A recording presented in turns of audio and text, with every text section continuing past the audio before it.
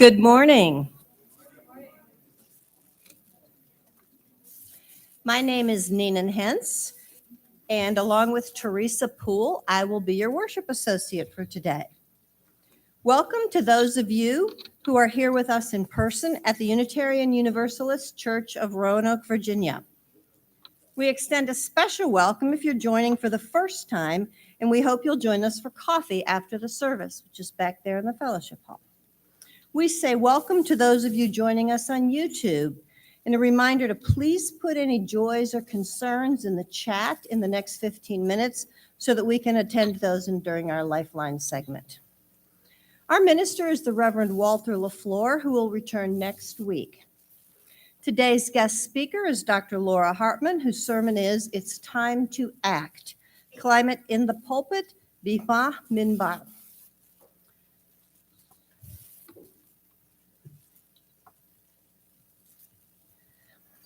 You can do that. Whomever you are, whomever you love, however you express your identity, whatever your experience of the holy, as you come seeking love, your presence here is a gift.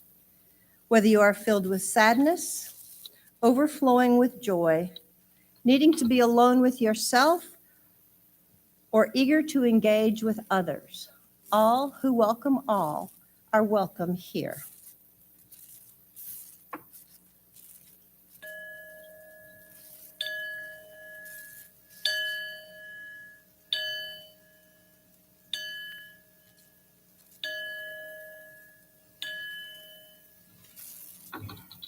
At UUCR, We commit to supporting each other with respect and direct communication as we work in community to explore spiritual growth and to be a force of good in the world.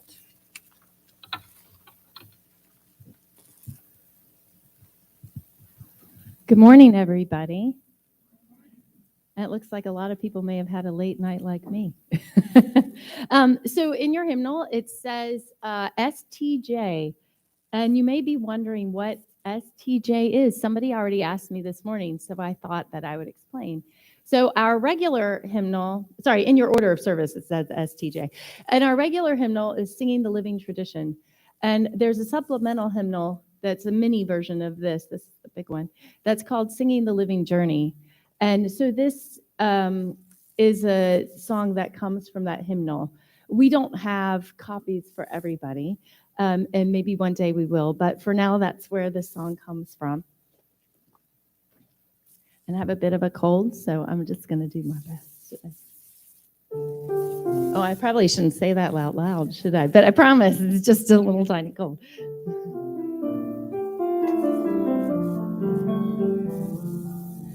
My blood doth rise in the roots of yon oak. Her sap doth run in my veins. Boundless my soul, like the open sky, where the stars forever have lain.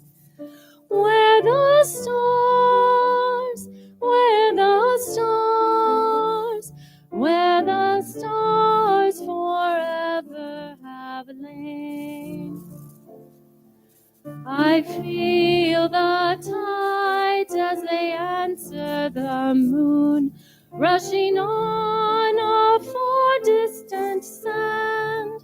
Winging my song is the wind of my breast, and my love flows over the land. And my love, and my love, and my love flows over the land. My foot carries days of the old into new. A dreaming shows us the way. Wondrous our faith settles deep in the earth, rising green to bring a new day. Rising green, rising green, rising green to bring a new day. Rising green, rising green, rising green to bring a new day.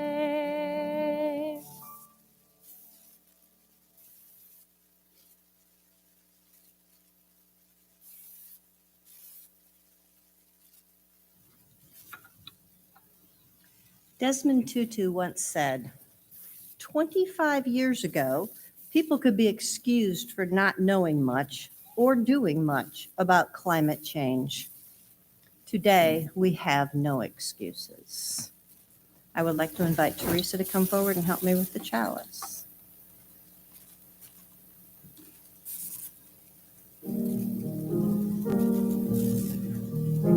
May the light we now kindle inspire us to use our powers to heal and not to harm, to help and not to hinder, to bless and not to curse, to serve you, O Spirit of life.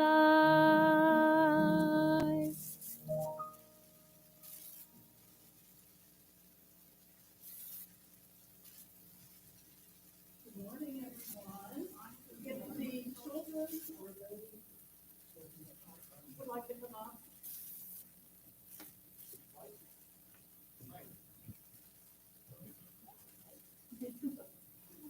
Okay, I figured I can project loud enough without using the mic, but so I'm inviting children to please come up. we're going to have a discussion around today's sermon, which is climate change. Thank you, Kevin. Oh, come on down. I see some children in the back there. We won't bite you, I promise.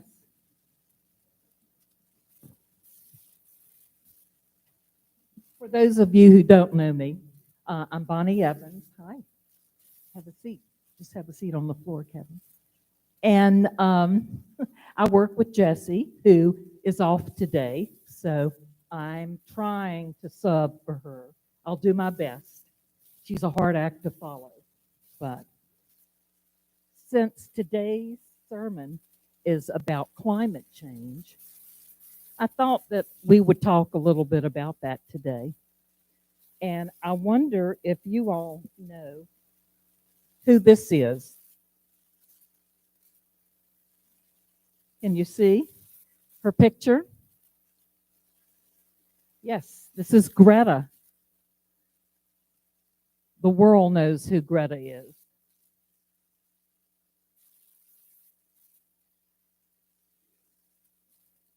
She is the world's youngest climate activist. She started a huge strike in Stockholm, Sweden, when she was just 16 years old. And she encouraged other youth around the world to do the same thing. And they did. So there were strikes for climate change by people your age, and it was very, very impressive. Greta started her interest in climate change in her own household by encouraging her parents to do things to help the carbon footprint, to reduce it. So they started there. And what does that tell you? She started in her house, and it grew and it grew, and she thought of other things that she could do to get the word out about her passion for climate change. So, what do you think there are some things that you can do in your own home to help, in your own little world, to help climate change? Mm-hmm. Right. Recycling metal and scrap. Yes. What else? Recycling in general. And you know that our church participates periodically with Sustainable Roanoke. And we have the valley-wide recycling events here at UUCR, which is a great thing.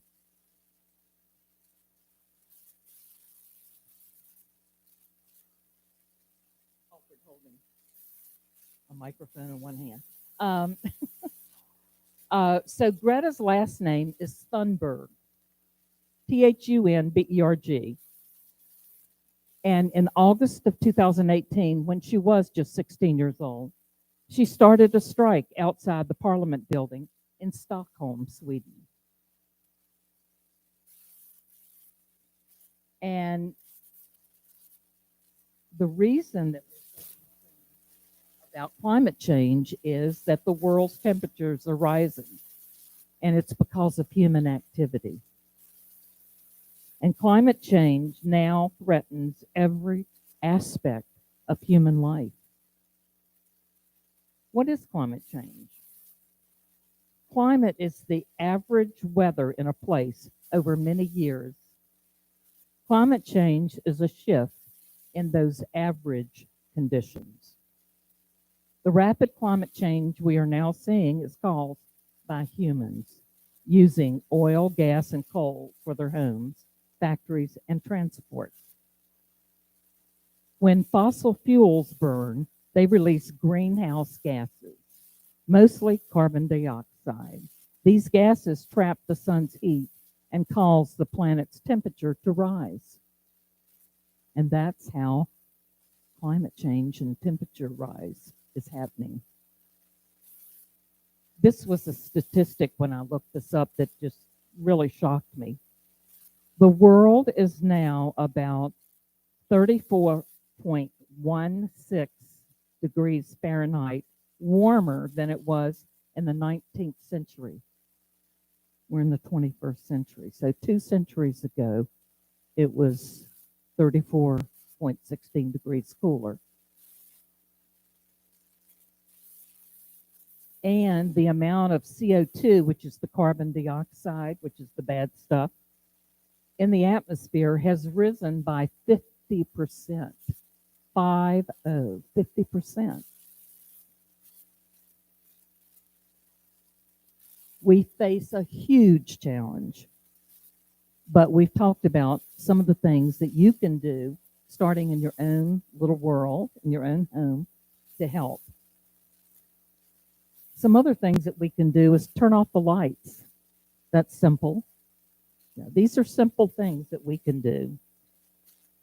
Turn off the water, close doors immediately so heat doesn't escape. Take short showers. Walk or bike if you can, instead of having your parents drive you everywhere or driving yourself. Turn off your computer and appliances when they're not in use. See, these are all really simple things that we don't think about that would help tremendously. That's something small that you can do yourself. You can grow your own vegetables and fruits, and something else you can do is plant a tree. What do trees do for the environment?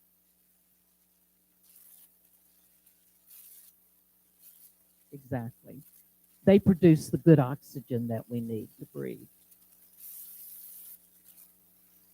And that's all I have today on that. But did you know our church has a green team? And one of the things they do is once a month after church, they have a climate rally on our corner right out here. And they hold up signs for passing traffic about climate change. The next Climate and Clean Energy Rally is next Sunday, the 25th, from 12:15 to 1:15. Now, I would like for you all who don't usually get a chance to be out there with the signs, although you are welcome to come out from 12:15 to 1:15. As we leave the sanctuary today, Kevin is going to give you the signs that we use out there, and you're going to march through the sanctuary on the way out the door for us to go upstairs. Thank you.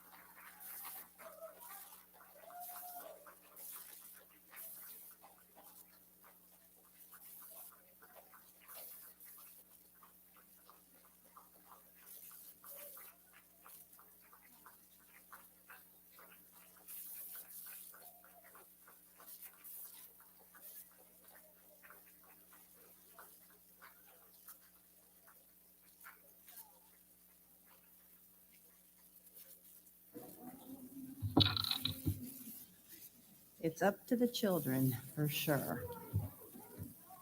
If you will join me, turn to number 570, responsive reading in the back of your hymnal.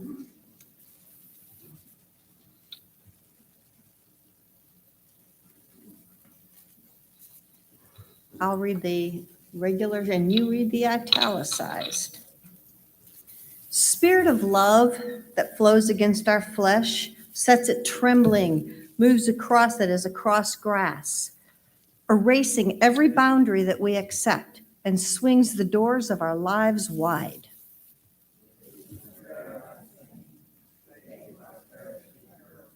Spirit that hears each one of us, hears all that is, listens, hear us out. Our own pulse beats in every stranger's throat, and also there within the flowered ground beneath our feet. We can hear it in water, in wood, and even in stone. We are earth of this earth, and we are bone of its bone.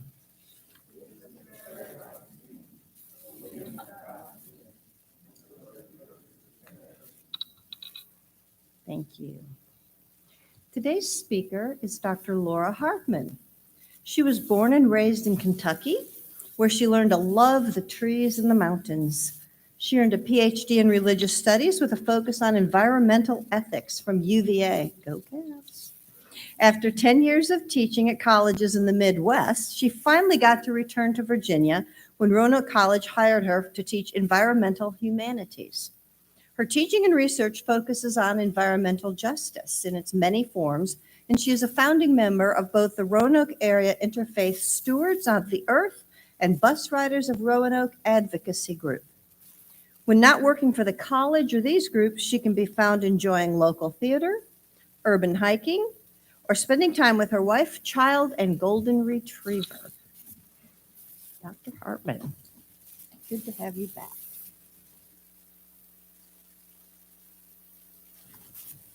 Good morning. It's so delightful to see you all. Thank you for the invitation. So Virginia Interfaith Power and Light is a statewide organization. They're encouraging something that they're calling Climate in the Pulpit /BIMA/MINBAR. That is to say, they're encouraging communities of faith to preach and teach about climate change during this season, during September and October. Pulpit, of course, is usually used by Christian churches. Bima is a term used in Judaism to denote the platform at the front of the sanctuary, and minbar is the term in Islam for the pulpit from which someone might preach. The theme for this year that Virginia Interfaith Power and Light has given us is It's Time to Act. That's my theme for today. May you live in interesting times.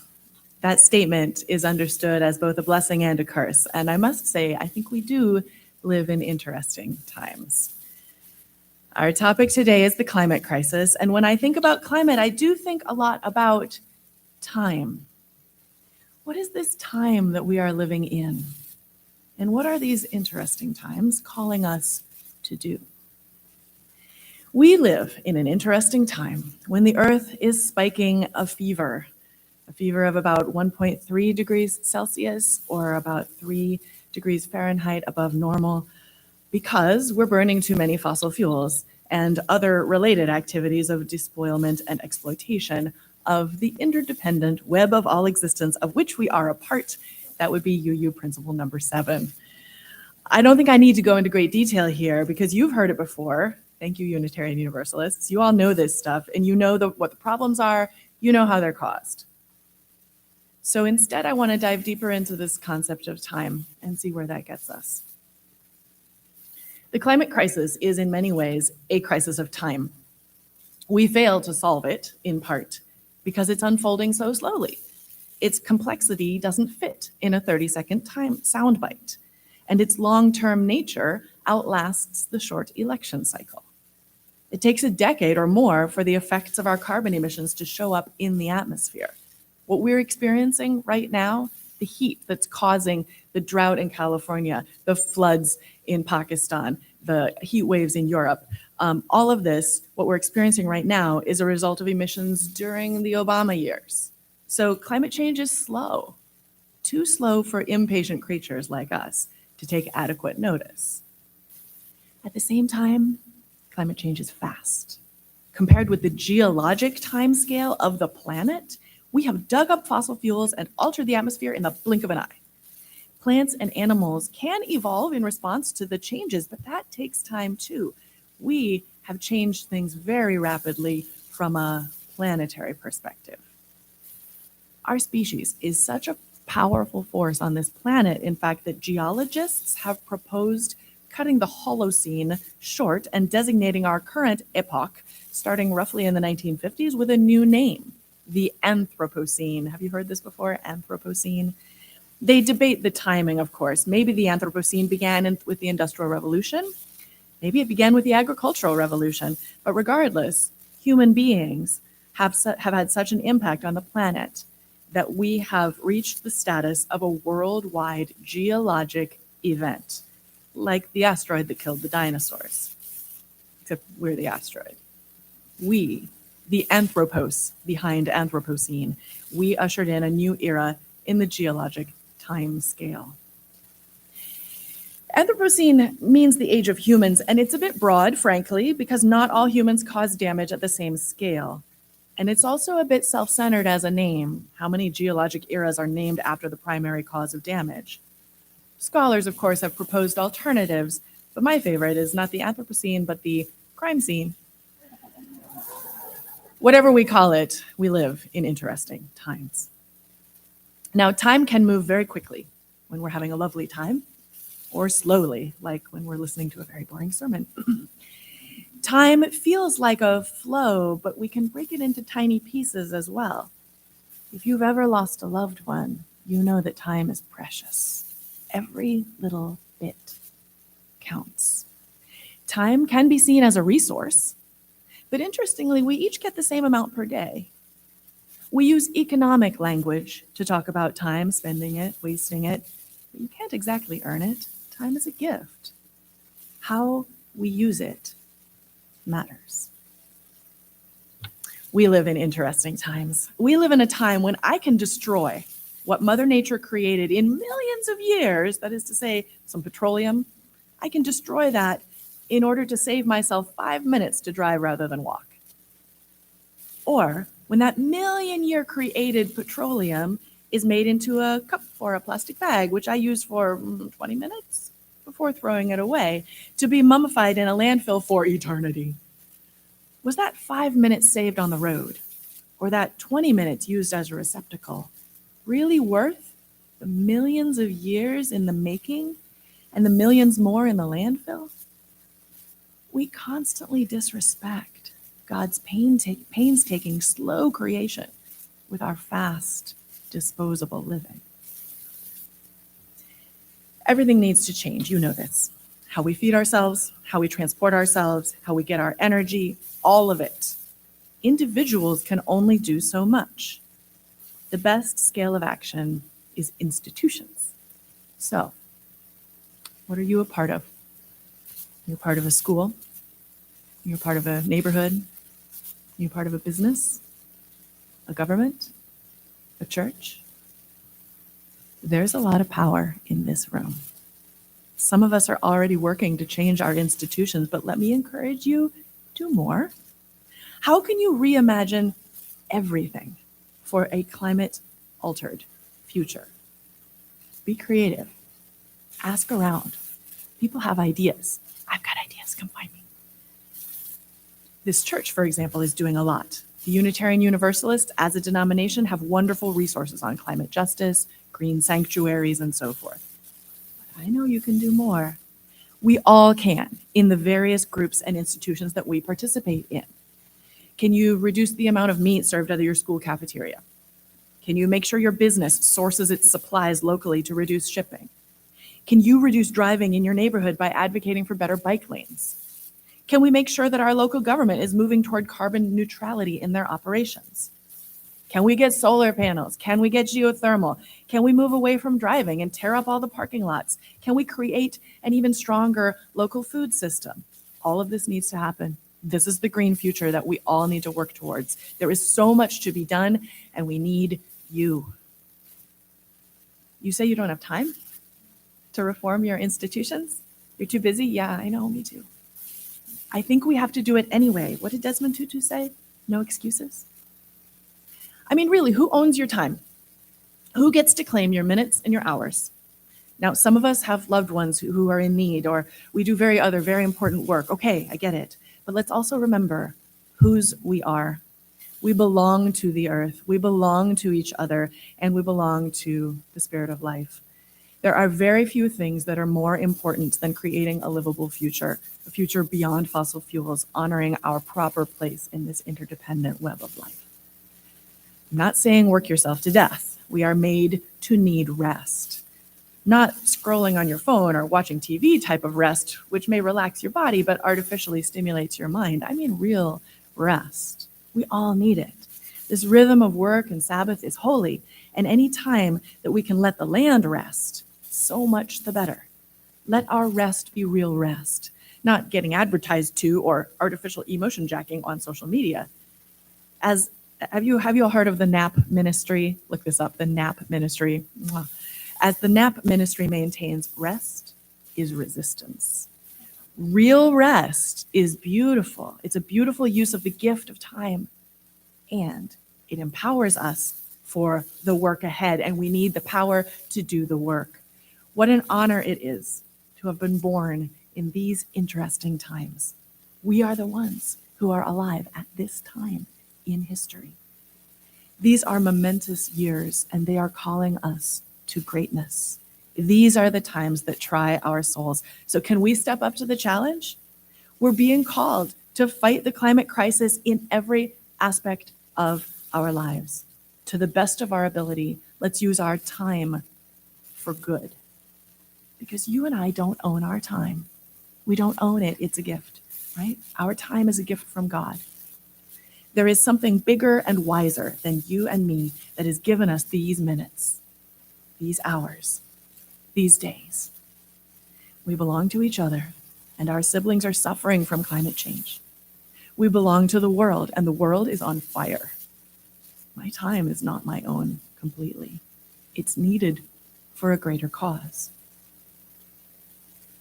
We live in interesting times. Remember when they said we had 12 years to stop climate change? By that reckoning, I think we're down to about 8. But scientists and activists have been issuing several deadlines over the last decades, if you've been paying attention. We've blown past them all. Does the fact that we're still here, does that mean that those deadlines were meaningless? Or does the fact that we've already passed some significant tipping points, melting permafrost comes to mind, means that the deadlines were real and it's already too late? One branch of the climate movement for a while operated a campaign that was simply called Tick, Tick, Tick. The message was clear: time is running out. Climate itself is a complex enough phenomenon that there are many deadlines, and the understanding when it's too late is very fuzzy. It's helpful, I think, to issue a deadline to say we only have 8 more years, but at the same time, we've already passed some deadlines, there's others coming. The point is, every minute counts. The Inflation Reduction Act, the first meaningful piece of climate legislation in our country, was just signed into law. Now that's a huge step in the right direction on climate, thanks be to God. Although in this region, we're also upset about the deal that was struck in exchange for clearing some roadblocks in the Mountain Valley Pipeline. Boo. So legislation like this makes us grateful, but it's also not enough. It is one step in a very, very long road. I sometimes wonder how this story will turn out. One definition of a narrative is a sequence of events over time. We're living in a climate narrative right now. So what exactly is time revealing in our story? Are we playing out a classical tragedy in which the protagonist, humans, has a fatal flaw, some kind of hubris or mad genius that leads to both our ascent and our downfall? If this were a movie, should we cue the sad music in the background while we try tragically, inevitably, too late to shore up our melting, burning planet? Or is it one of those heartwarming back from behind stories, cue the inspiring music, when what seemed to be too late was actually the protagonist's finest hour? I don't know, but I hope it's the latter. Here's what I do know. In these interesting times, it is never too late. Even though some warming is clearly locked into our climate system at this point, even though we can't fully stop climate change, each fraction of a degree, warmed or not warmed, represents someone's life and livelihood. Every little bit matters. And every year, every month, every day counts. Let this be the time when we stand up and claim our vocation to care for one another and for creation. This could be our finest hour, when we answer the call rather than pressing the snooze button, when we use our God-given time to bend the arc of the universe towards justice, when we reform our institutions and ourselves towards climate justice. It's time. It's time to act.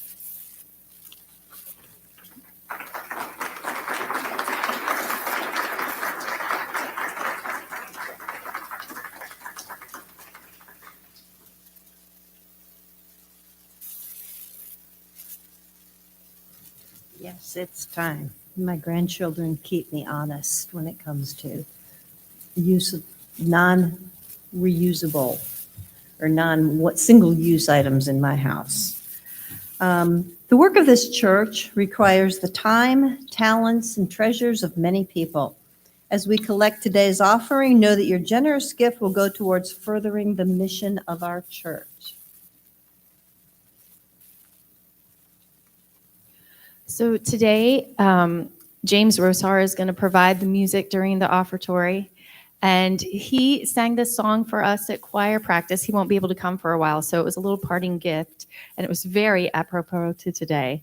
And he is going to sing it. And I must say that he also has impeccable handwriting. So.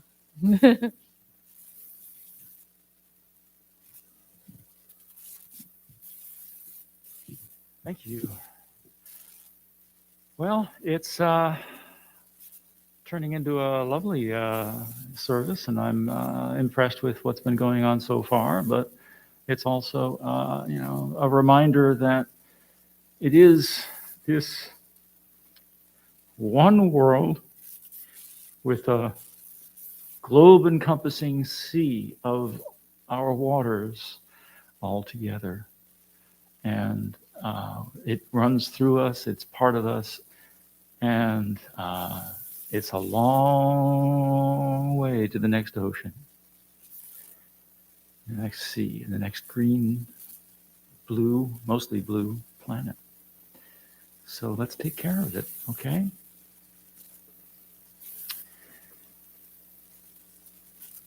Acid rain, acid rain, acid rain. Acid rain, acid rain, acid rain, acid rain. Acid rain, feel the pain, crush the grain, mush the brain, flush the drain, taunt the sane with disdain. Acid rain or climate change, either way it makes a stain. Who's to blame for so much pain? Athelstan, he's insane. You may complain, that's just inane. A major strain, where's the shame? You can restrain your need to gain. You can retrain. But who would gain? Who's to blame for the shame of acid rain? Break the chain and make the claim of acid rain. Acid rain, rinse the stain. You may complain of my refrain. It's the same as when it came, acid rain. And we did not know, we were unaware of the costs we had no right to share. And we still know not how to repair acid rain, acid rain, acid rain. Think of those whose trust we must retain. All our markers will sooner turn to dust from acid rain.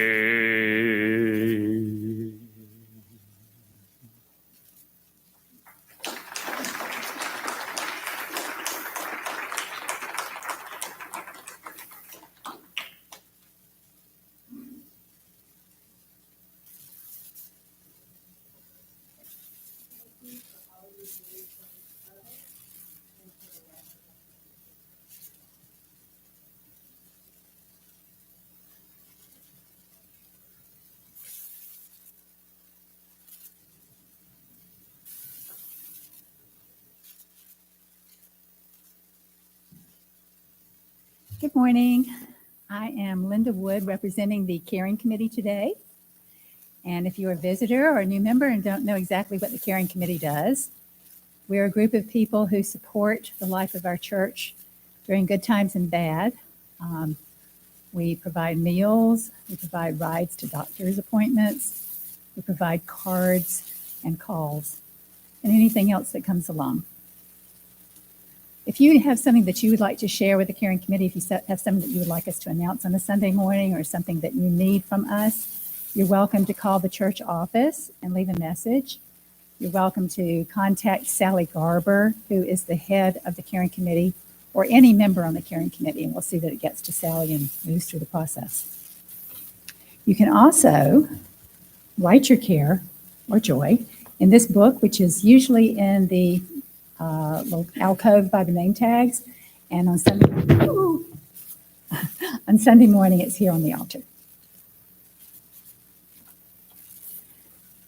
So let us enter this time of sacredness together. A memorial service for Ron Garvey, husband of Louise Chagnon, will be held Saturday, October the 1st at 2 p.m. at the Jefferson Center's Fitzpatrick Hall. Also, as you see in your order of service, there will be a memorial service for Frosty Landon on next Saturday, 5:30 to 8:30 here at the church. Besides these things that we share publicly, we all have things hidden in our hearts that are a concern or a great joy to us. You're welcome to use the bowls. There are bowls of pebbles in the front of the church and back there in the fellowship hall that you can, anytime during the service or before or after, if you have something in your heart that you'd like to just remember silently yourself, you can put a pebble in the bowl. Now we're going to light a candle. Nina and Teresa, who's going to help me? These are for the cares and concerns that are in our hearts that are unspoken today.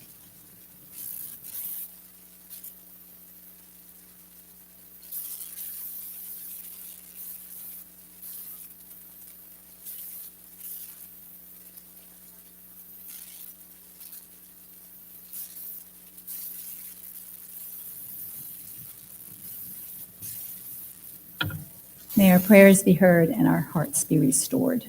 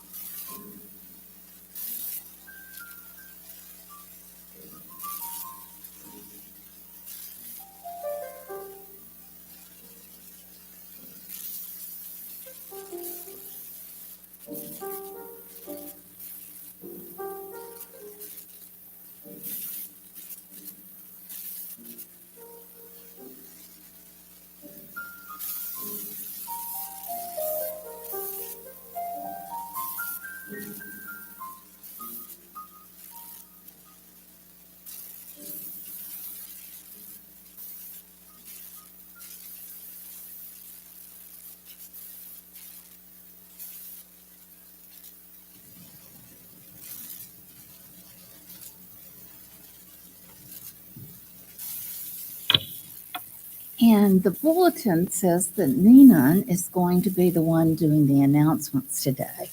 So I am serving as Nina's assistant. We just want to remind people that there's still a space in this fall's Living the Pledge to End Racism workshop. And Lorraine Fleck, and she's back there, and Boo, both of us will be at the racial justice team in the garden after the service.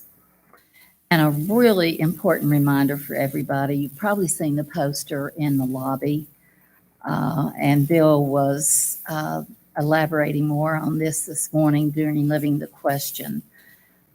Next Saturday, the 24th, there will be a Zoom meeting with Paula Cole-Jones. She is the co-originator of the 8th principle, and our own Rev Walter, during his ministerial training, actually worked with her at All Souls Unitarian Universalist Church in D.C. He speaks very highly of her. And then the two of them will do the service next Sunday. Just a reminder, and you will see this in your bulletin, we're having an intro to Unitarian Universalism class. And Nancy is here today and will be able to answer your questions, and more details are in the bulletin. A reminder too, our wonderful Pack a Snack program, they're having a fundraiser for that at Raleigh Court United Methodist Church. It's going to be next Sunday, the 25th at 4 o'clock. It's 1706 Grandin Road. They would welcome donations of beverages that they can sell for part of the fundraiser. And if you would like to make some cookies or things to help with the fundraising, that would be great. The music is going to be provided by the Steel Drum Band, and Bonnie Evans, who was giving our children's message today, can answer any questions you have. That's one of a very wonderful program for us. There are also new auction donation sheets that are in the lobby. We're working on that till the end of the month. And if you've attended any of the auction events, they're always a wonderful gathering and usually great food. And also, we're going to, in just a minute, have another presentation by our 8th Principal Committee. But Jean Larson just wanted me to remind you about our donation link on our website for supporting our public radio station. And Jean will be here, and you cannot miss Jean. She's raising her hand now, and she has dynamite red hair. You can always find her. And now our 8th Principal Committee is going to do a presentation. They're doing that for us in each of our services and giving us food for thought.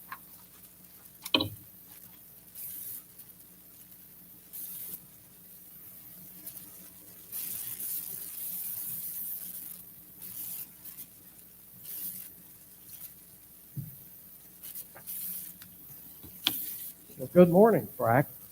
Hi. Oh, good morning. Have you read the proposed 8th principle yet? Well, yes, I glanced at it a few months ago. It was just so wordy, just wordy. Yeah, I know what you mean, but there are a lot of relevant words in there that speak to me, like covenant or beloved community and accountably dismantle racism. They move me just as much as free and responsible search for truth and meaning and independent web of all existence. Well, that's interesting. I don't know. I did hear, though, that the principle was worked on by many people directly impacted by racism. Some of that group was the UUA Black Lives. And the co-author of the principle, you've already heard, is going to be speaking in a Zoom workshop next Saturday, the 24th. It is free. It is from 10 to 2 with an intermission for lunch, whatever. Well, maybe we could ask her about the wording then. Well, speaking of Paula Cole Jones, I think we have a video clip here today. So have a sense of what it's all about. Yeah, let's go for it. All right.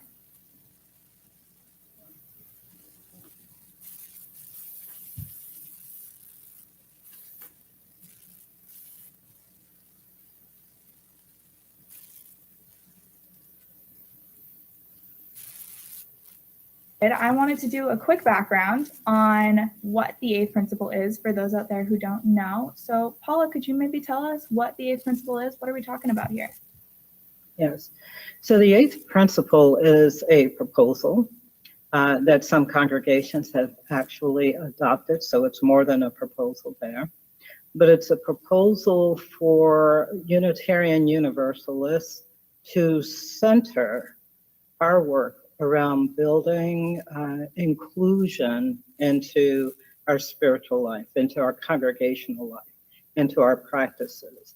And this is inclusion across the board in terms of Black, Indigenous, people of color, inclusion in terms of gender and age and ableism and sexual orientation, and there's all of the ways that we are actively engaged in recognizing our full humanity for each of us. It's implied in the 7 principles, but our work is, we treat it more like social justice. And this is to move it from that social justice arena and make it central in terms of spiritual development and our wholeness as human beings. And that's what the eighth principle is intended to do.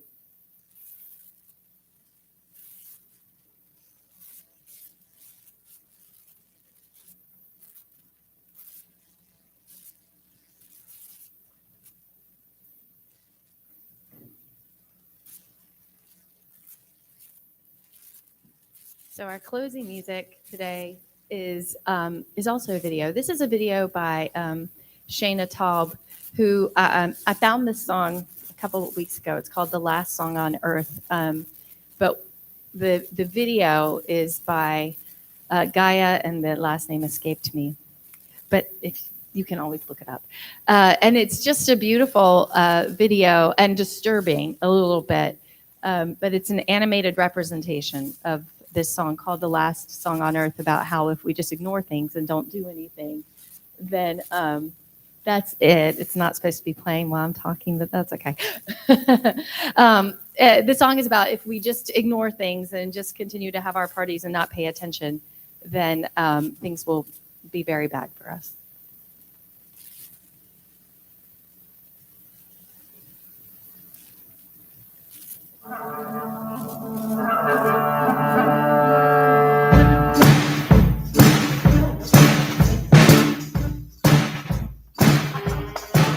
This is the last song on earth. There's only time for one before we're burned up by the sun. The soil is toxic and the water's gone. No more hills left to die on. The smoke's getting bad. Why bother to rehearse? We could be gone by the second first. The fire's gone and the flood is near.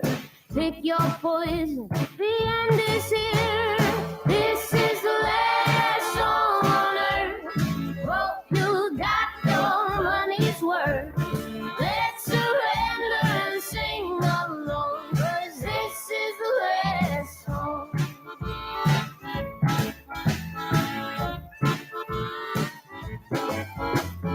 Blew in the air with all our gassy cars, but the billionaires are safe on Mars. They blasted off before the food ran out, before the plague, yes, before the drought. The warnings were clear, but we ignored the team.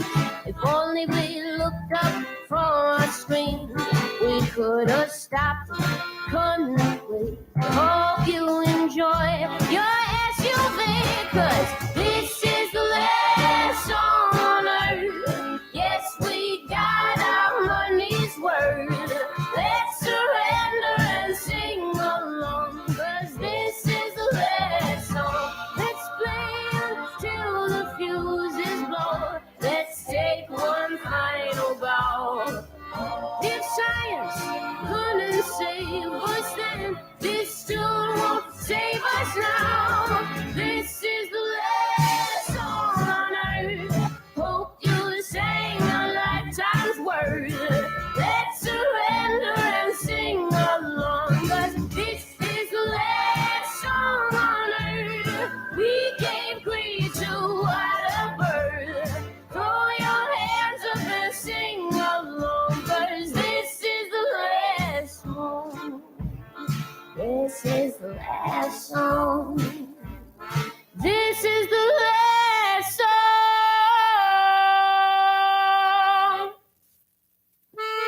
Let's go down singing. Let's go down singing. Let's go down singing. La la la. Let's go down singing. Let's go down singing. Let's go down singing. La la la. Let's go down singing. Let's go down singing. Let's go down singing. La la la. La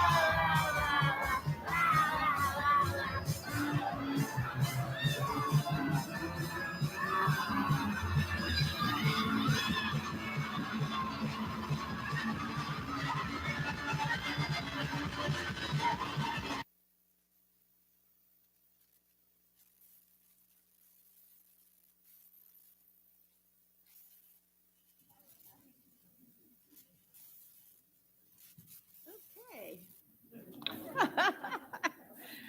That was sobering. I just wanted to let you know that Laura actually does practice what she preaches. When we found out that there was going to be a board retreat this weekend, I remembered that I had run into her at the farmer's market not too long ago. We were admiring each other's matching e-bikes, which we ride frequently throughout Roanoke. So that was kind of fun. Ready? Do my flame? We extinguish this flame, but not the light of truth, the warmth of community, or the fire of commitment. These we carry in our hearts until we gather here again. And please join us in the back of the fellowship hall for coffee and community. And have a fabulous week.